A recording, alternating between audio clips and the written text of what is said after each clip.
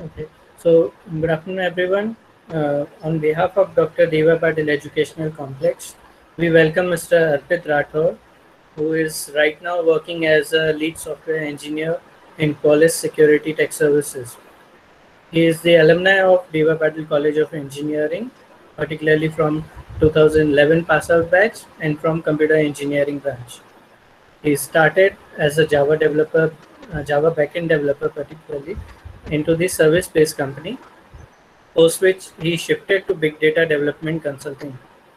He started a new security product from scratch, product based into a product-based company. Now leading the data lake team for a security analytics product. So he's conducting various interviews for the students onto Java and big data development profile. We hope that whatever the experience he has gained and the interviews which he have took into the industry, it is going to be helpful to you, which is going to help you and understand what you need to prepare so that you will be growing into the industry. So I'll not waste much of the time. I'll just request Arpit to start with the session. Welcome once again, Arpit, and over to you. Okay, thank you. Okay, so before starting, right, I see 129 people. Are all students from the final year batch, or maybe third year or final year, or are all from computer science background? These students are from third year and final year both, and it is respective from CS, IT, and ENTC branch. Okay. Okay, I'll start the presentation then. Sure.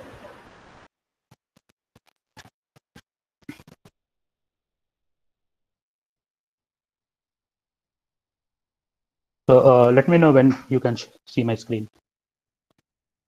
Yeah, it is visible now. Okay. Hey, good afternoon, students. Today's session is on a higher level, right? This is not a very in-depth session. It is mostly on a higher level session on how you can prepare for your campus placements, right? So like we just saw, right, my journey. So I was the pass out from 2011 batch computer engineering from D.Y. Patel College of Engineering, Akudi. And then I started as a Java backend developer and then moved to big data consulting. And now I am working on, again, on big data only. Now I'm leading a team of data lake for a security analytics product. And then in my experience, so I have a total of 9 years of experience. And then in my 9 years of experience, I have taken a lot of interviews. And then I will share my points with you. Right. So my first point would be, what is my perspective, right? What is I as an interview look for from a candidate? And then majority of my interviews are for the experienced candidates, but then it applies for freshers as well. Right. So if I am taking a freshers interview or a junior candidate, these are the pointers. So the first pointer is I would expect the candidate to have a good computer science background, right? Sometimes I see candidates, they have good Java programming experience, but they do not know anything about networking, right? Basic operating system stuff. So I'm sure we learn a lot of things, computer science fundamentals in our 4 years of engineering, but then refresh it, right? The second pointer says you should have, at least for the computer IT and computer and IT, I'm not sure about ENTC, but then at least for freshers in IT, no matter which branch you are from, right, they would expect a good, solid understanding of data structures and algorithms, right? The candidate should be good in problem solving. So again, a candidate may have good experience, good knowledge of algorithm, right? He may implement a very good merge sort in Java, but then the other problem solving aspects are not there. So then that candidate is not good, right? So problem solving abilities is also one of the aspect. Candidate should be good in one programming language, right? We start from C, move to C++, move to Java. God knows what has changed in 10 years. Maybe you guys are learning Python as well. But from the interviewer's perspective, the candidate should be good in at least one programming language, right? It can be any language of your choice. Another aspect that I look for in a candidate is the candidate should have at least good understanding of at least one storage system. It can be Oracle, it can be MySQL, it can be the NoSQL solutions like MongoDB and whatnot. Again, I don't know what is the curriculum right now in college. It has been like 9-10 years, so maybe NoSQL has been introduced or not. But at least one storage system is what I expect from you, right? Right. Of course, good attitude, right? A candidate can be good in all those things, but then maybe the candidate is rude, right? Or I don't see curiosity. He has learned everything just because he wanted a job kind of thing. But then good attitude is as important as the other points, like the other technical points. And then I can't stress how much, but the final year is final year project is the most important thing. In every interview you will face, you will be asked about your final year projects, right? And then as you start explaining, they will definitely do cross questions as well, right? So make sure you have built your final year project, you have good understanding of it, you have good understanding of end-to-end working of it and whatnot, right? So if a candidate possesses these many qualities, from my perspective, he's a good candidate, right? These are the very high level pointers, right? So if you have to take from all these 8-10 points, if you have to take just 2 pointers, then the candidate has to be good in data structure and algorithm. And the final year project, a candidate should have a very good knowledge of his final year project. Okay. So then let's talk about data structures and algorithms, right? There are a lot of data structures that you must have read in your college curriculum. You should know the basics of data structures and algorithms, right? How do you define an algorithm? How good is it? How bad it is, right?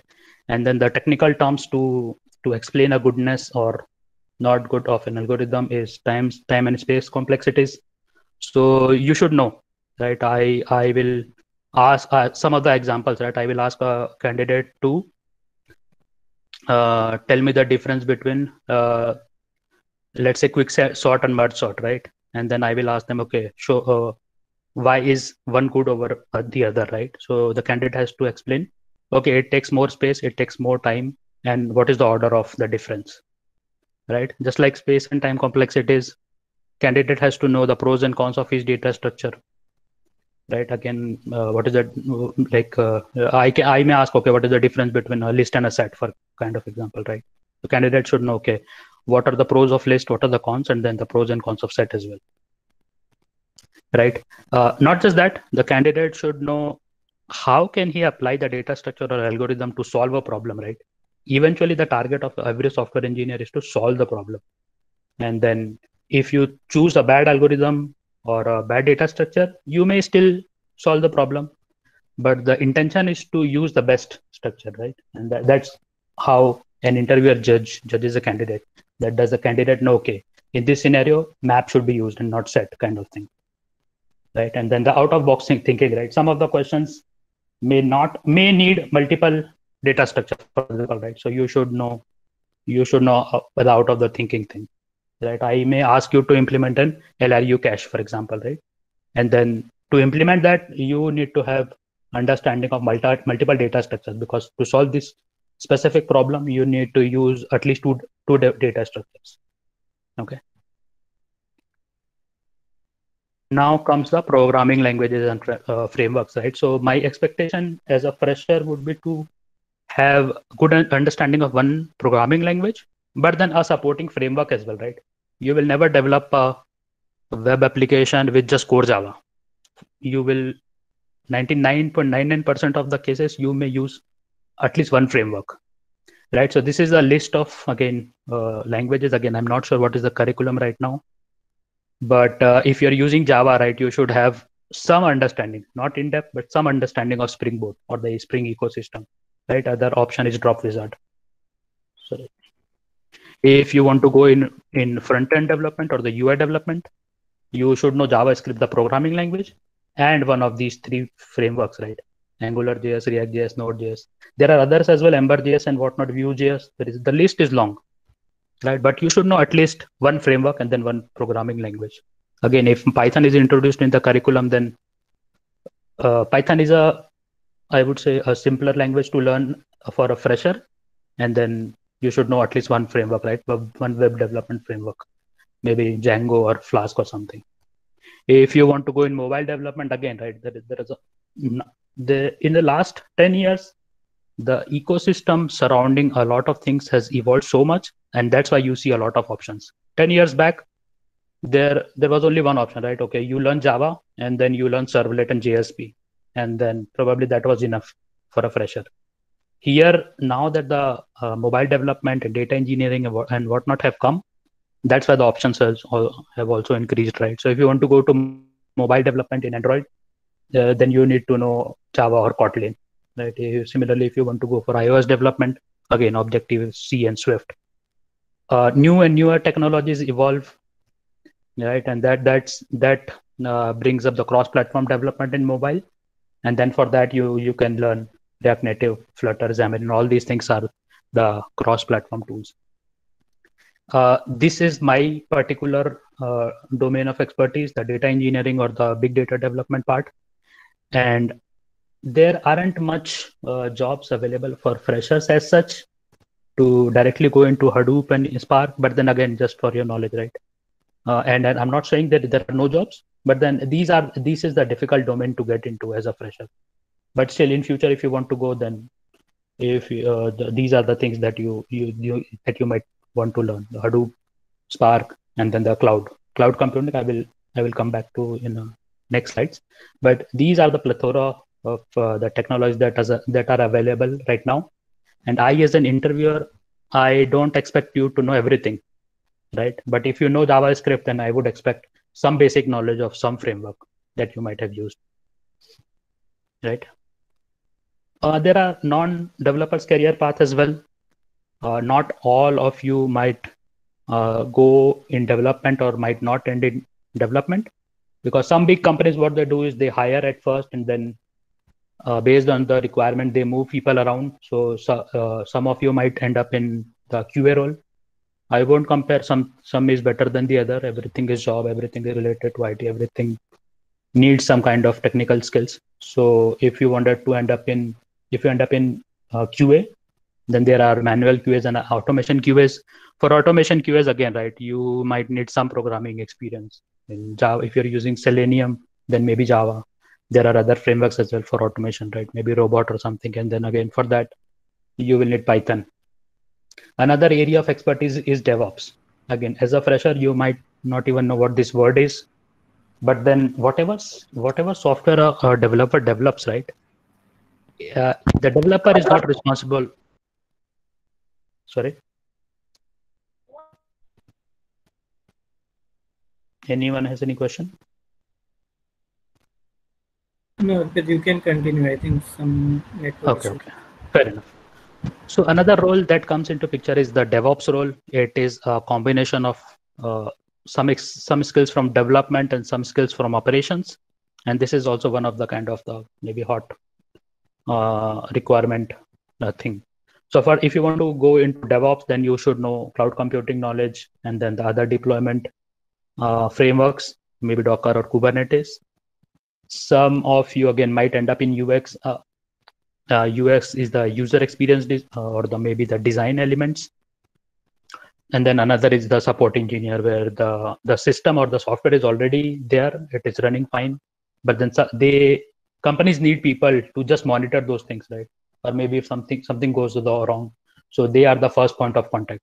So these are the non-kind of developer career path, and then depending on what you want to do, or maybe companies move around people here and there. So just wanted to highlight these roles as well.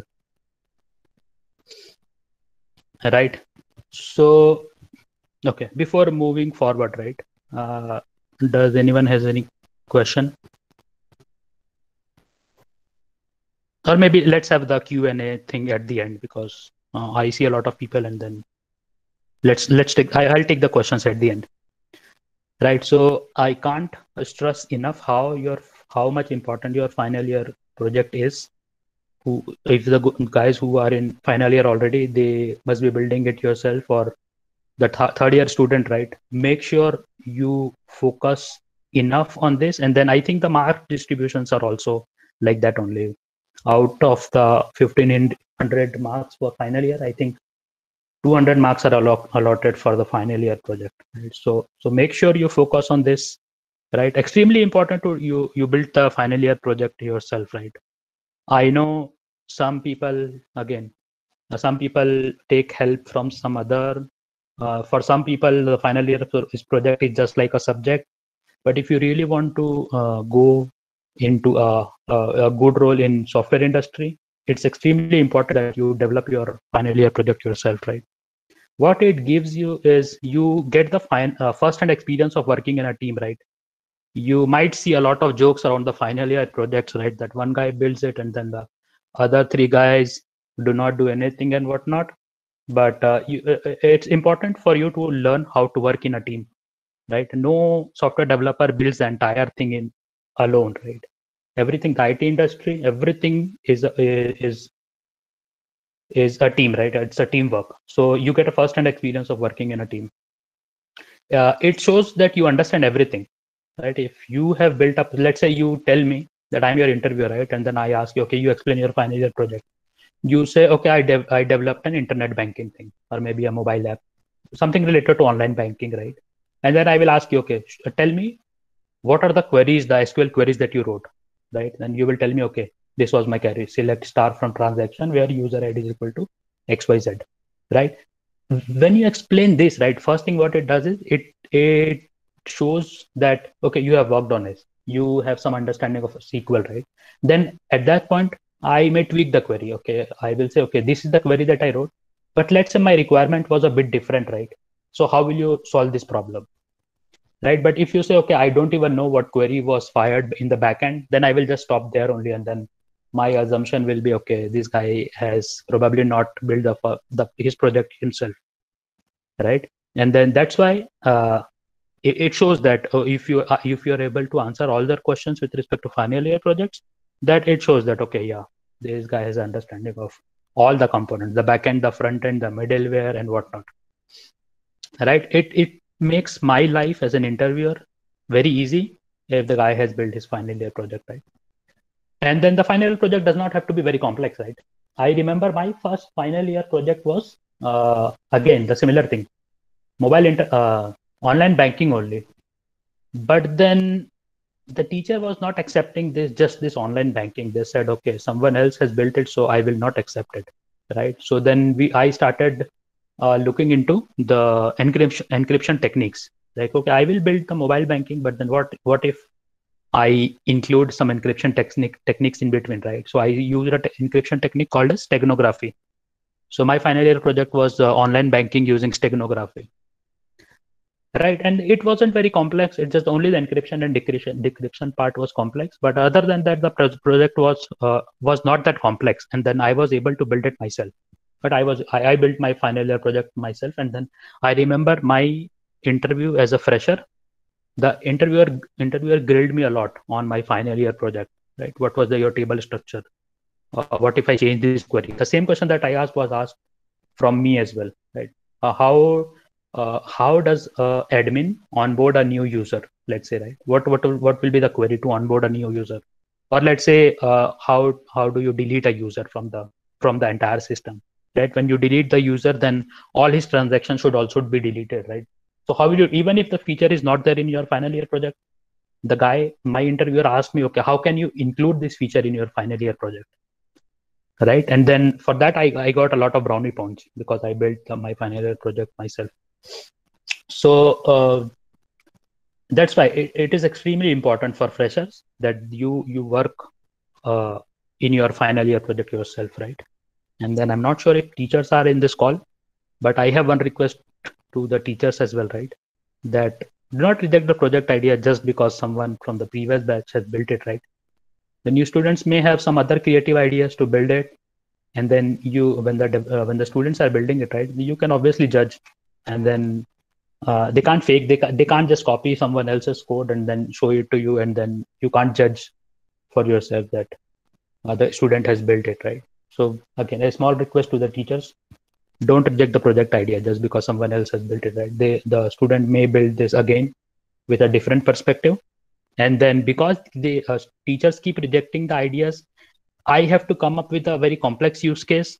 And then because the use case is so complex, sometimes I am not able to build it myself, right?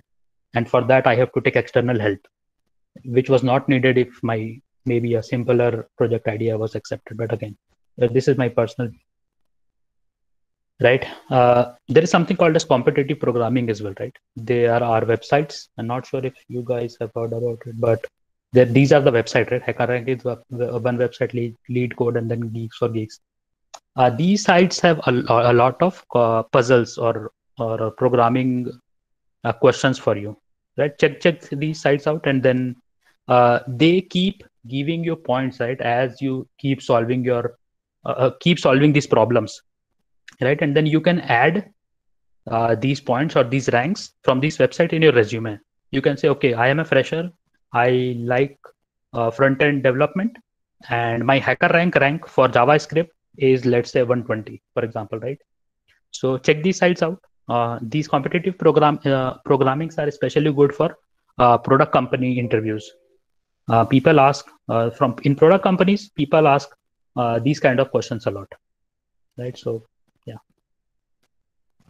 The next part is cloud computing. Again, not sure if the curriculum already has topics on cloud computing or not, but these points are good to have feature, right? Okay, I see. Okay, I have interviewed two guys, right? Both are good in Java, both are good in MySQL, both are good in, let's say, a basic JavaScript, right?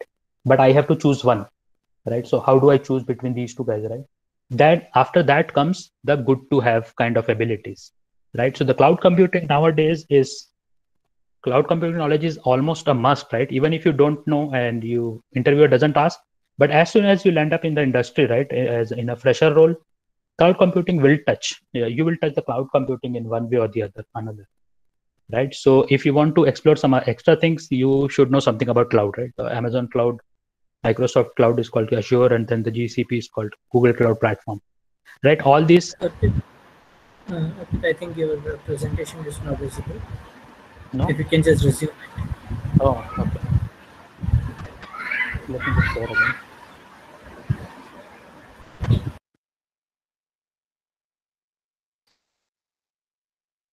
Yes,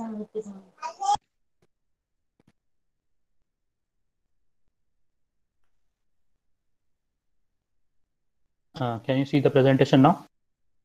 Yeah, it's visible now. Right. So I was just talking about cloud computing frameworks, right? And it's good to have kind of knowledge for freshers. And all these cloud providers, they give you free trials, they give you free tutorials, and then again, if you have a AWS developer certification, it is a very good to have kind of thing for me, right? And then I can easily, just based on this certification, if I have to choose between two candidates, I will definitely choose the one who has some kind of idea of cloud computing, right? So yeah, take this into account as well whenever you are preparing for your placement interviews, right? A little bit of show off, right? Some people or some students like myself who are very introvert, they know a lot of things, but they do not present themselves, right? And I am telling you from first-hand experience. And then I got a lot of feedback in my 9 years of career that people say, okay, you know a lot of stuff, but you do not present very well, right? So little bit of show off never hurt, right? What does it mean, right? So whatever you have worked on, right, your final year project, your certifications, your minor project of third year, your programming languages, maybe you have built your own website, right? A single page website. Highlight those things in your resume. Highlight those things in your GitHub profile, right? Highlight those things in your LinkedIn profile.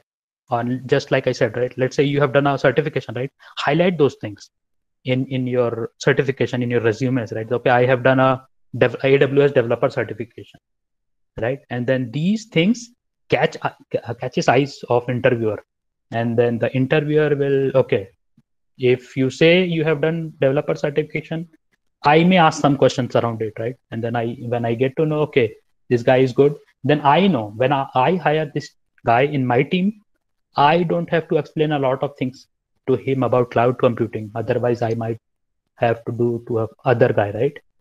So a little bit of show off never hurt, right? And all these things, whatever I have said, right? You may say, okay, it is overwhelming, right? Where do I start? You have told me 20 things that I have to do to prepare for a placement, and I don't know where to start, right? And then let's say I don't even know one thing, right? Like I want to do an AWS certification, but I don't know how to prepare for it, right? So everything might seem overwhelming at first, but then online tutorials are there for everything. All this slide, right?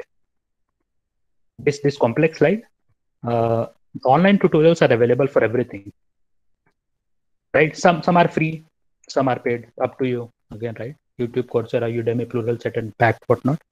I personally like Pact because I have a subscription there. It has, the fee is very reasonable, and then it gives you everything, like the entire a plethora of tutorials that Pact has. It gives you for a very reasonable price. Again, I am not getting any advertisement or something, but it is just my personal choice, right? And then you have to plan, right? And then structure in your preparation. If you in one day, if you learn 10 things, there are high chances that you will remember only 2 out of those 10, right? So then why not learn only 2 things that day? So create block diagrams, create a plan, right? Let's say I have 3 weeks for my placement interviews. How do I divide these 3 weeks, right? And then 2 days I will work Java, learn Java. 2 days I will learn advanced Java. 2 days I will learn Spring. 2 days I will learn data structure and algorithm and whatnot, right? So these things, no one, even the teachers, can't help you, right? It's up to you. And then you as an individual, you have to plan. You have to structure your preparation, right? It will happen that you are stuck somewhere. Let's say you are working on your final year project, right? You try, and then there is some dependency issue that you are not able to fix, right? And then you're stuck. Then what to do? I have this very specific problem. I know none of my friends will be able to help me. Again, depends on teacher. Teacher might help, might not help. Teacher is busy. So then what do I do? And this happens more often than you think, right? It happens a lot of time. Even when you are in the industry, you will get stuck. And then the solution to that is that don't take a step back, right? Sometimes you thought, okay, I have to do 1, then 2, then 3, and at 4th step you are stuck, right? Then take a step back, right? Come back to 3.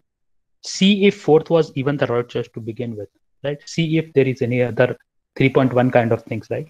So take a step back, probably take a break, right? And then try again with a fresh mind. And this technique is very underrated, and it solves a lot of problem. In my experience, this technique has helped me a lot, right? And then the importance of positive attitude, right? You are again stuck. At the end, you will say, okay, forget it. I am not going to do it, right? This is one of the solutions. But at this point, your attitude matters a lot, right? Then you have to think positive, that what is the importance of doing these things versus not doing these things. So keep a positive attitude, but take everything step by step, right? And if you do all those things, right, this is what my expectation is as an interviewer from freshers, right? Any questions? Now I'll take questions.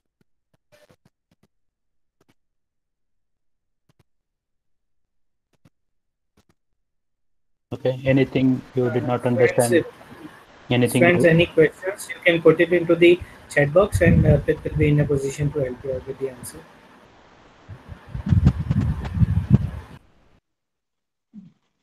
Good evening, sir. This is Aman Mulani, and I'm from T. Am I audible? Yes. Sir, actually, I wanted to ask about big data. I was thinking of getting started with it.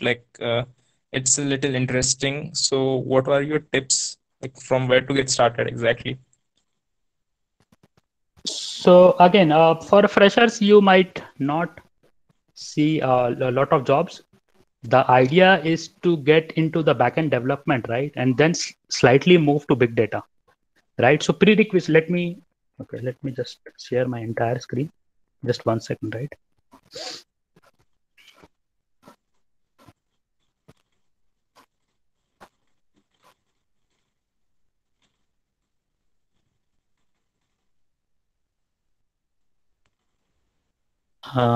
Let me know if you can see a notepad. Not yet, sir.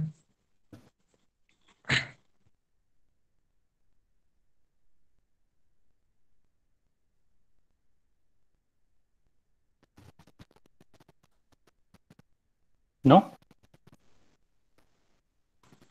No, sir. No.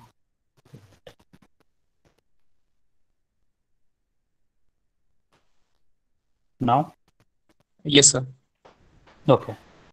So big data is actually not a separate domain from then the backend development kind of thing, right? So to get into big data, what do you need, right? First of all, you need to have a simple backend development knowledge, right? Simple maybe the backend of a web development, right? So simple understanding of backend of, let's say, WhatsApp, for example, right? So you need to have some kind of backend development experience.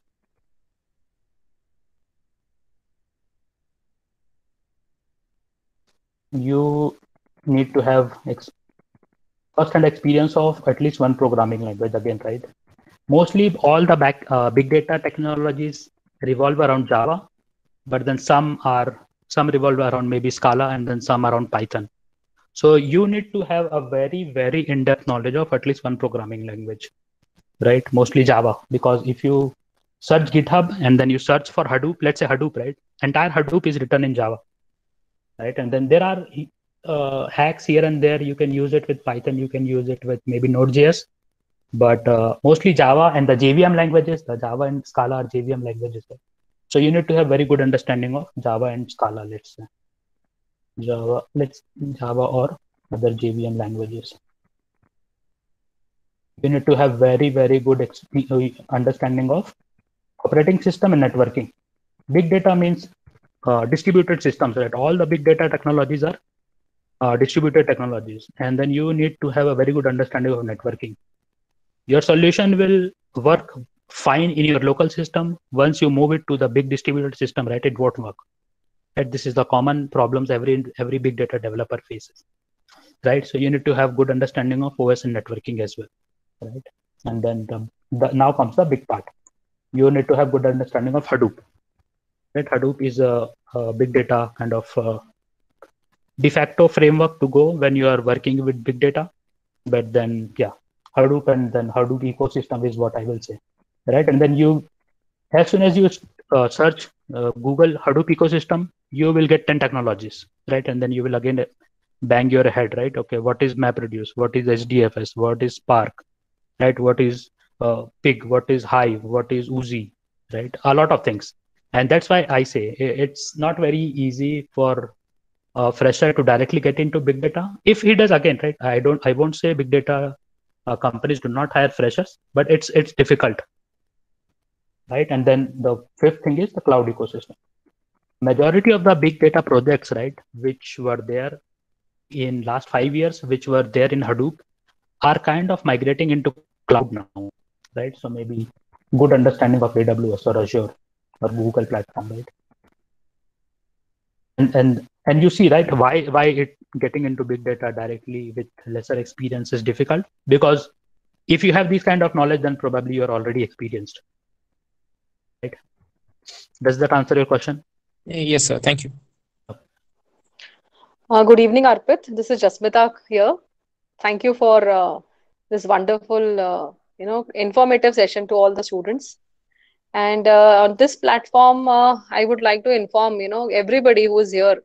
I can see even students dropping right now because the session, you're just done with your slides. So I would, since Arpit is our own student, I would request my students that whenever we have such sessions, we have people from outside.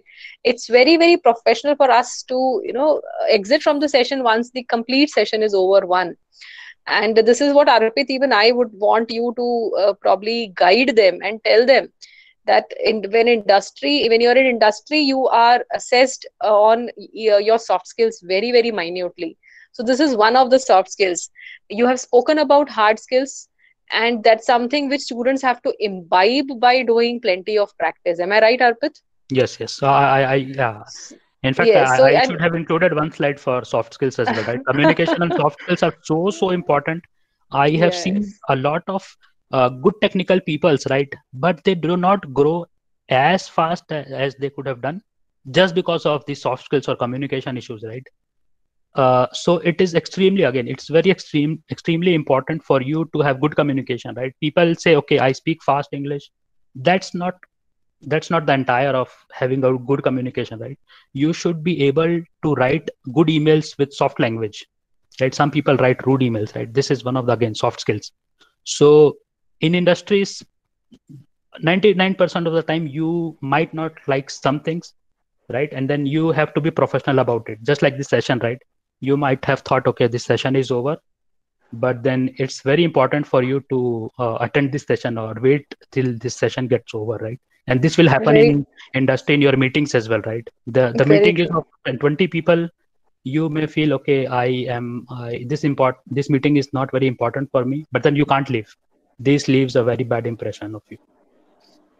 Very true, and very rightly, you have jotted down all the points in your presentation, and I can see very nice, very intelligent questions which are being there on the in the chat box. So I request Khatri sir to please take these sessions, and thank you once again, Arpit, for being there. I'll just for information of everybody, we'll be soon starting with the campus hiring of this batch. Most likely, we would be starting in the month of July. We are just waiting for the dates, and that's the reason we are inviting, people from industry who are our alumni, probably who can give them a first-hand experience by this is something which you need to do. So thank you so much, and over to Khatri Hiresh sir for the question answer session. Thank you, Arpit. Thank you so much. Yeah, thank Thank you. you. Okay, so now I see multiple questions. Maybe I can take it one You by can one. take the questions one on one, Okay. and to switch if there's any more questions we can ask them. Okay, sure. So I think the next question that I see is from Pratik. Right, he says he is interested in cybersecurity. How should I approach any organization as a fresher?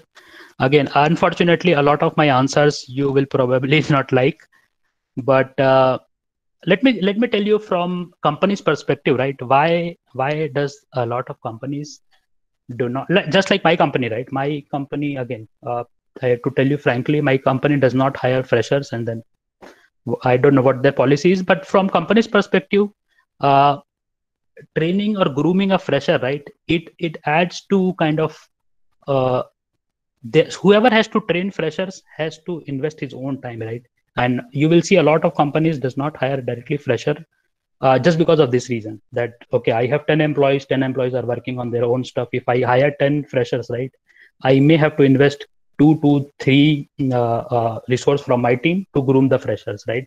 And that's why my suggestion would be to get into the industry with your role, right? And does not have to be very specific, just like cybersecurity, right? If I am running a cybersecurity company, right, I have to train freshers a lot on a lot of things, right? Let's say, okay, let's say you are good in malware detection, for example, right? But then you also need to know a lot of other things just to implement your malware hunting kind of techniques, right? So my suggestion to you is to, again, first of all, I am from a security background company, so I know there aren't a lot of security companies, and then again, they are not hiring freshers. You may present your some idea, right? How about you create your final year project based on some cybersecurity, right? And then you approach them in your resume, you put on your project. Maybe you can publish it, right? The cloud computing that I said, you can directly publish your application, right? And then show them, okay, you can just show that, you can just share the link that this is the product, or this is a small idea with respect to cybersecurity that I have done, right? I have good understanding of the entire, because again, right, cybersecurity is so vast. My company has 20 different products which are related to security, right? So maybe you create your idea, you implement your idea, right? You put this in your resume, right? You send your resume, and then hope someone will notice, or right, or if you have some reference, then you can tell them, okay, I have this idea. I think I'm good in cybersecurity. I know the ecosystem of cybersecurity a lot, and this is the sample application that I have created. Can you just try me, right? Interview me, right? So again, it may not be very straightforward for you to directly join in cyber. Again, not discouraging you, but that's the reality of the industry.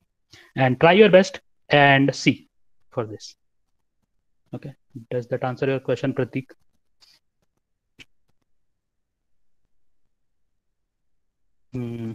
Okay. Yes, sir. Totally. Thank you. Okay. And then so then how do you approach this, right? Like I will just add a couple of more sentences to this, right? How do you approach this? Maybe you get whatever job you get, right? Right now, as in any kind of role, right? Maybe developer role. Let's say you get into a C++ development kind of role, right? It's not like you can't change your domain, right? Once you join the industry, as you can see from my own experience, right? I have switched domains from full. My first job was a full stack developer. I have worked on the front end as well, right? In JavaFX for our desktop application, right? So full stack to pure Java backend to some big data to a full-fledged cybersecurity application product, right? So get into the industry, right? And then it's not like you can't change your path in between. Okay. Okay, sir. Okay. Next question is, sir, currently I am using C++ as programming language. Should I switch to Java for a better chance at placement? No, I don't think so. Right? The interviewer will 90% of the time will ask your own preference. Let's say if I have to see if the guy can implement Quicksort or not, right? I wouldn't care in which programming language is the guy writing. I see if the logic is correct, then I'm good enough. I'm good. So if you know C, but then again, right, the question is how much do you know C++? So instead of switching to Java, my recommendation would be to learn even more of C++, right? Some other complex topics with respect to C++. Create your own sample applications, publish it, maybe compare it with, well, not compare, but my suggestion will be don't switch programming language. As for freshers, it doesn't matter. Most of the time, I just want to see what is the IQ of the candidate. Is the candidate able to solve the problem? And it doesn't have to be Java only. Okay, but if you think, okay, I know C++ 20%, and I also know Java 20%, right? If you are at the same level, then my slight preference would be to go to Java, purely because the number of open positions for Java is more. Again, might not apply to freshers, but in experience world, there are more open positions for Java than C++. So again, I won't say completely switch. It depends on at which stage you are. Does that answer your question, Vedansh? Yes, sir. Thank you so much, sir. Okay. Sir, I'm interested of web development using Python language. How can I move forward? Okay, so if you notice in my slide, right, I have given you the couple of frameworks in Python. If you want to go in web development using Python, they are a pretty standard frameworks, right? So learn Python first, right? Python is a very vast language, right? It is used in the big data world as well, right? Like I said. So learn the nitty-gritties of Python first, then choose one of the frameworks. Maybe you can Google, right? Which framework should I use for web development? And you will get a pros and cons kind of list, right? Create a small application, right? Again, maybe push your application. Maybe as a final year project, instead of showing the application in your local system, right? My suggestion would be to deploy it in cloud, right? It doesn't the cloud providers give you this free of cost, right? Look, think how professional would it look if you say, okay, to the external guy who comes to review your final year project, right? Sir, this is my web, this is the link, and then you can see it on your own laptop, in your own mobile. In my times, it was not very difficult to deploy applications in the public kind of websites, but nowadays it has become very easy, and then you can easily find YouTube tutorials for this. Right. So my suggestion to Tushar would be to go in depth with just the Python programming language, then choose any of the framework that I suggested, right? Maybe Django or Flask. There are others as well. and then you can move forward in that direction. Does that answer your question, Tushar? Yes, sir. Thank you. Okay. Bhavna, as a fresher, at what level AWS certification should we complete? As I completed that. So the cloud practitioner certification is the very basic, right? Earlier it used to be a prerequisite, but now they have removed it. But the cloud practitioner certification very basic. It just tells me that, okay, the guy knows how to log into AWS console, right? The guy knows what is EC2 instance. The guy knows what is ELB, maybe the full form of sub-services, right?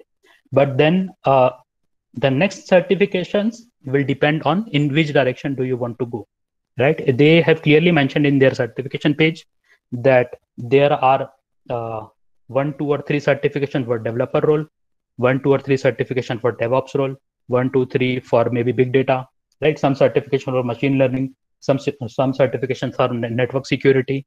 So they have around 50 certifications based on where you want to go. And then again, depending on if you want to pursue your career as a developer, then my suggestion would be to go for the developer certification.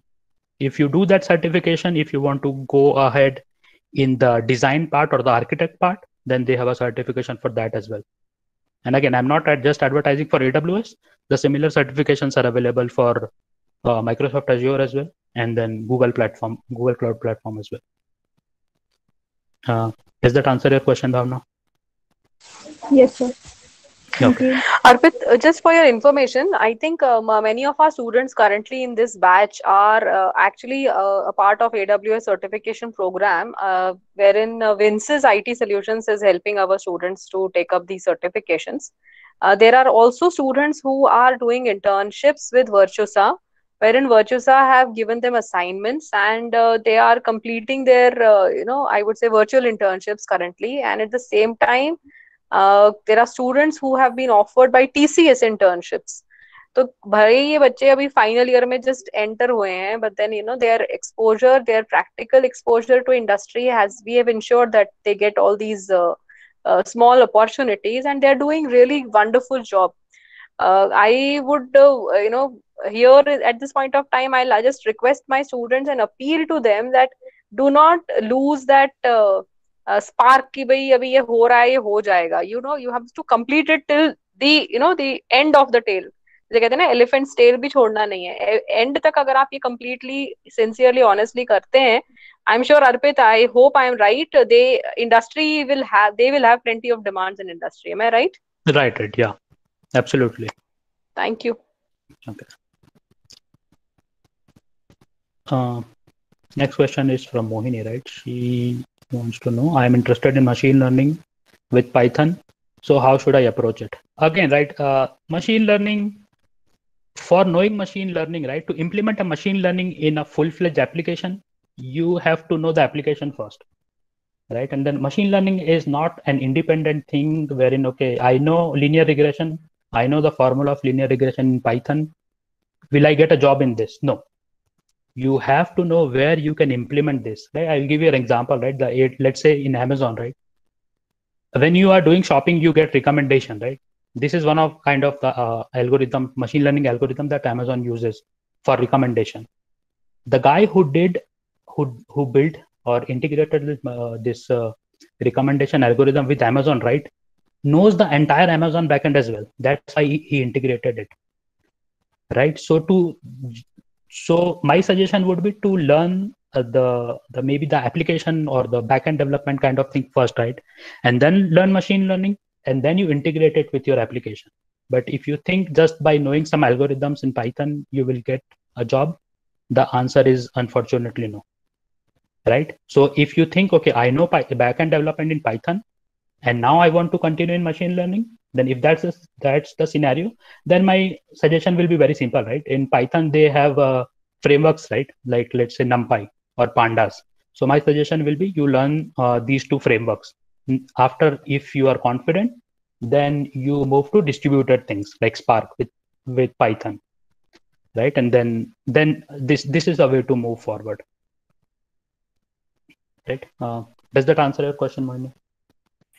Yes, sir. Thank If you. you have to learn two things, I want to learn the Python backend development and I want to learn machine learning. My suggestion will be for you to learn the backend system first, because that is the prerequisite for implementing machine learning in any of the softwares. Okay, sir. Okay. Pranali, I am stuck in confusion that for coding round whether I should choose Python, and now I am 99.9% sure that the interviewer, right, whoever is conducting these interviews will give you a choice of whether you want to do it in C++ or Python. So whichever platform or whichever framework or language you are comfortable in, they will give you the assignment in that, right? Even if after this call, right, my recommendation will be, if you haven't already checked out, go check out these competitive programming pages, right? I will share this PPT as well with you. But, yeah. Go to HackerRank, right? In HackerRank, they are not restricted with one programming language, right? They will give you a problem and they will give you a drop down. In which language do you want to solve this problem? It includes a vast variety of languages from C, C++, Java, Python, JavaScript, Python, probably Golang. So 7-8 options they have. And that is the true for a majority of the interviews as well. That I will not reject you just because you know C++ and not Python. Right? So for a fresher level, it doesn't matter. But what matters is, if you know Python, then you should know almost all aspect of it. So like a very deep understanding of whichever programming language that you choose. Okay. Does that answer your question, Pranali? Yes, sir. Thank you, sir. Bhavika, I am certified in EHE and A+. I also have some basics of Red Hat as well, but I don't have any knowledge about any other programming languages. So this certification is useful for my placement or not? And to learn any programming for not? So now, in my slide, I think I have not shared, right? Maybe in DevOps, I can add one more thing, right? Which is the system administration. So just like DevOps, there is another thing called as system administration. I think these two roles are intermixed, but so administration. For system, so if you have Red Hat certification, right, this certification is useful for system administration role. And then for that, probably not one programming language, but then Bash, I would consider Bash scripting as well as programming language itself. Right. So if you have done Red Hat certification, then I expect that you know a lot of shell scripting, and then that should be good enough for the system administration role. And then if you do not know any other programming language, that's also good enough for placement in the system administration role. Okay. Vivek, do people with poor academic have any chance in on-campus or off-campus placement? What does one need to do in such situation? Unfortunately, my grades were also not good, right, in my college, and then I did not sit in any of the placements from college, because again my grades were not good at that time, and then I had to struggle a lot, right? And again, my suggestion to all the students will be to have good grades as well, just to avoid the struggle of off-campus placements. So to answer your question, Vivek, I am a live example in front of you, the guy who did not have a good grade. He struggled a lot with off-campus placements, and then that's it, right? Struggle. You have to try, you have to circulate your resumes and hope some company sees some potential in you and then calls you for interview. So it's a long and hard struggle, but it's not like you can't succeed, right? Saurav, how much stress should I lay upon getting a good internship for placement point of view? So it depends, right? If you are in college right now, let's say in your third year, then I will say you shift your 100% focus in getting internship. So again, I should have added one more slide, right? After final year project, I know it's difficult. At least in my days, it was difficult to get internships. But now that Jasmita ma'am said that you guys are getting good internship opportunities, right? So just how important final year project is, equally important is your internship as well. So if you are in your third year or maybe early final year, right? I'll add another the tile again, but internships. So you should focus. You should shift your 100% of your energy in getting an internship, because a lot of times what happens is the company who has given you internship, right? And then if you do well in that internship, they will directly convert that role from internship to a full-fledged job after your graduation. So my recommendation is focus on 100% on that. If you get good internship, then your experience in internship, right, will also, you can also share this experience in your campus placement as well. And the guy, if I as an interviewer is interviewing two candidates, one has done internship and one not. Again, depends on candidate to candidate, but my preference would be the guy who has done internship, because now he has some kind of industry experience. Right. Sarika asks, software development versus software tester, which one is good, right? This is a very subjective question, and it's not like a black and white kind of question, so true or false kind of question. And then I don't know how can I answer this. Both has its own pros and cons, right? And then again, it's very subjective question. Maybe you can ask some specific questions with respect to one or two aspects, right? So with this, Arpit, if you permit, can I answer this question? Developer Sure. or tester is a better option. So see, the thing is, it's not about which is a better option. It's all about how good you are at performing that task. The testing is something which probably students, it's considered a taboo. But tester is a person who first knows development, and after development he's able to identify ki bhai there is an error in this code. So I would say people who are into testing profile, they are doing both the jobs. They're doing development as well as testing, vis-a-vis a person who's a developer is doing only one job. So my request to students is, do not land up into the job profiles that you are going to enter into. Being a fresher, even you are not aware what are your strengths and what are your weaknesses. And the institute is ensuring that the companies who come to you, even for, last year we had Veritas coming, hiring for the profile of QA, quality assurance. Now testing is no more into a term used, it's quality assurance. So they have been offered a package of 10.5. अब बताइए कि developer is better or tester is better. So it's all your expertise, your comfort level when you are performing a task. So I hope, Arpit, I have made the point. Yeah, fair enough. Yeah. Thank you. Sir, I'm interested in data science and I am working on it, learning from Coursera. What will the path for it by your view, right? So I see a lot of questions with respect to data science and machine learning, right? As a fresher, my suggestion will be keep this interest, right? You have this interest, I understand, right? But 90% of the time you will not get a straightforward job in this domain, because to pursue these things, right, you have to have some experience, and not just 1 or 2 years of experience, right? Maybe 4 or 5 years of experience, right? In your normal development thing, whichever you choose, right? Python or Java or Scala.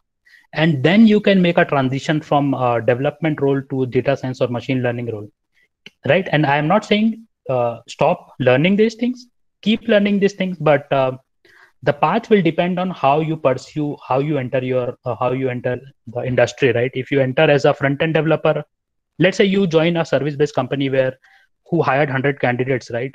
And a lot of times it won't be up to you in which thing they put you in, right? And then you were given a training in Java, they may put you in JavaScript profile, right? Again, companies depends on project to project.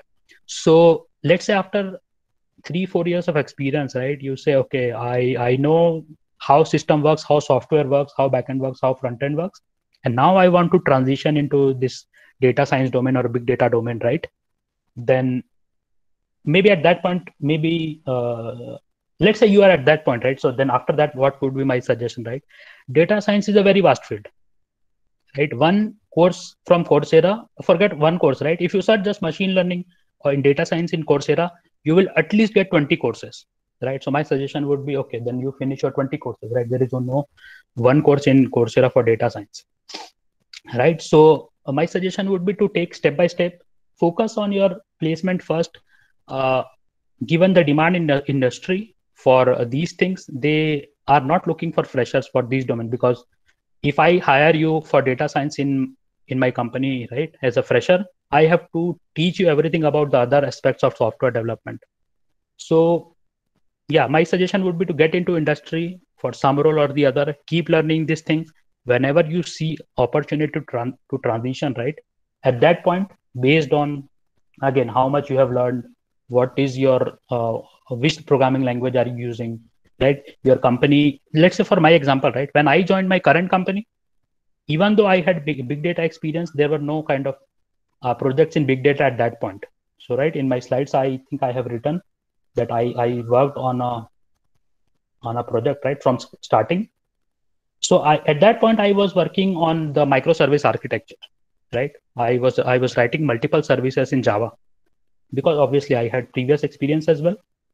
But then when I saw, right, that in my company, only after 2 or 2.5 years of my experience in my latest company, I saw that, okay, they are starting a new project in big data.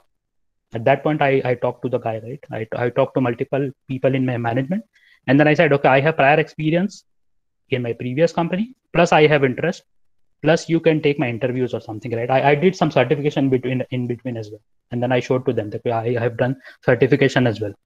And I think I am the right candidate to work on this data lake thing, which is mostly on, which uses big data, which uses analytics, the data science and machine learning stuff.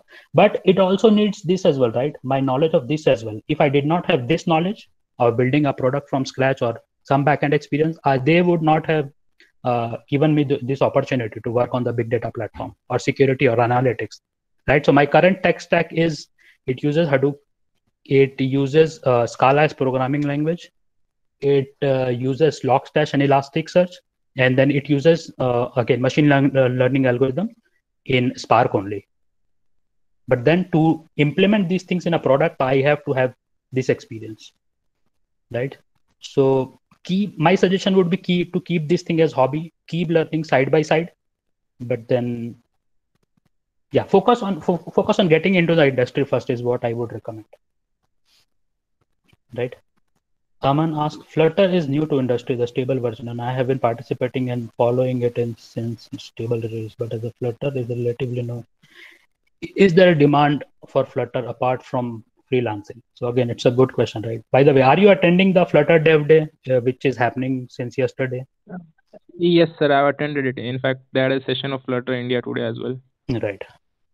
So then, again, right, Flutter is good technology. Let's say Golang, right? What Flutter is today was Golang maybe 5 years back, right? It's a Google proprietary thing, but they have open sourced it. And if you see the demand for Golang have risen in the last 5 years, right? My gut feeling is Flutter will eventually overtake React Native. Again, it's a bold statement to make, but this is my personal gut feeling, which I feel. So I think Flutter has a very good future in mobile development, because it generates native apps. You have to maintain one code base for iOS and Android, but I think you will get opportunities in Flutter. Again, they might not hire fresher, because to build a proper application in Flutter, right, the candidate must know how things work in non-Flutter way, right? What is the pain point in developing Android application versus iOS applications, right? And then the industry would expect the guy to know, even if you are creating an app in Flutter, the candidate should have some idea about the other mobile development, right? The Android development or normal Objective-C or Swift development in iOS. But I think to answer your question, Flutter will groom, is what I feel. Thank you, sir. Okay. As a fresher, how can we land up in a company following Industry 4.0? I do not understand. Can you please elaborate? I don't understand your question.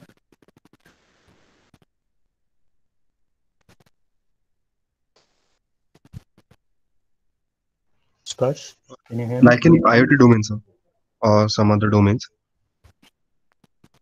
Like as you mentioned about machine learning and deep data science, Uh-huh. so they don't provide jobs for freshers as such. Like they need expertise in all the other domains as well. Right. But talking about IoT, are there options available for freshers? So IoT development is not just IoT, right? For IoT, you need to have some backend as well. Let's say your Fitbit application, right? There is a huge and big backend system which supports your IoT device. Whatever data that you're sending from your IoT devices, right, land up in a backend system. So you might not directly get a chance to work on the IoT product, but you can easily work on the backend of it, right? And then slowly transition to the IoT side of it. So again, the current position of industry is again the same for IoT as well. The opportunities for freshers are comparatively less, but then you can join the backend team and then slowly transition to the IoT thing, is what I can say. And then again, cloud providers have these certifications as well, right? So that will work in your favor when you want to make this transition. So let's say you worked as a Java backend developer for 2 years, you do a Azure's IoT certification, right? And then whenever you want to say, okay, I have the certification, I know the other systems, now can I move to this IoT thing because I have interest, right? Does that answer the question first? Yes, sir. Okay. So today AI data science are one of the most demanding domains, but we don't know how much data scientists will be in demand after 4 or 5 years. How should I prepare for them like an expert in only one domain like data science, or should I try major domains? Because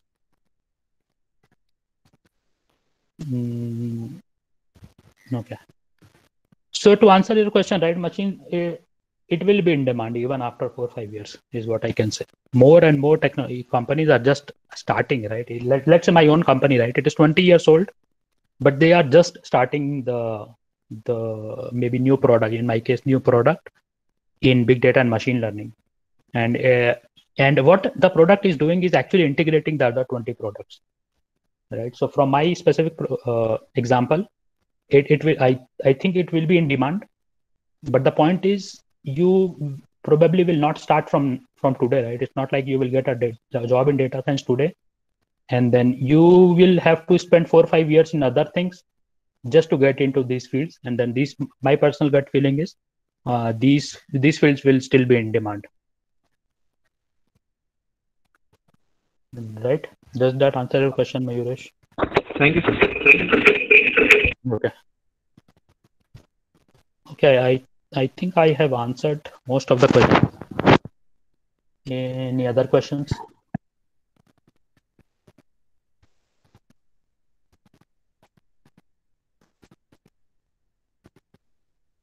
Okay.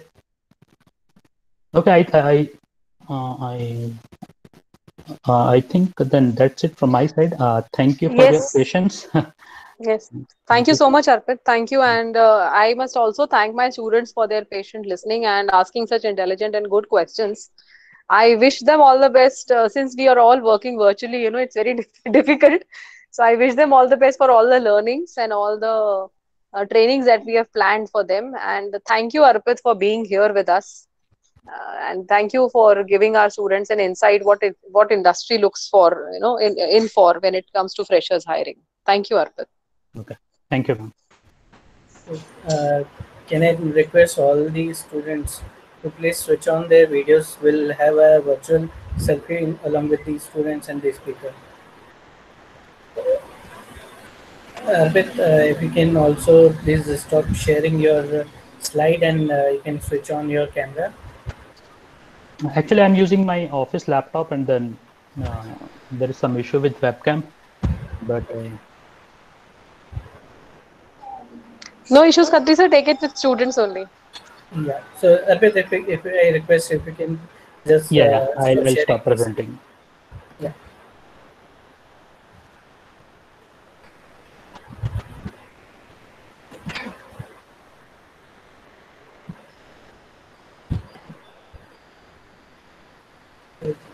Students, please switch on your cameras.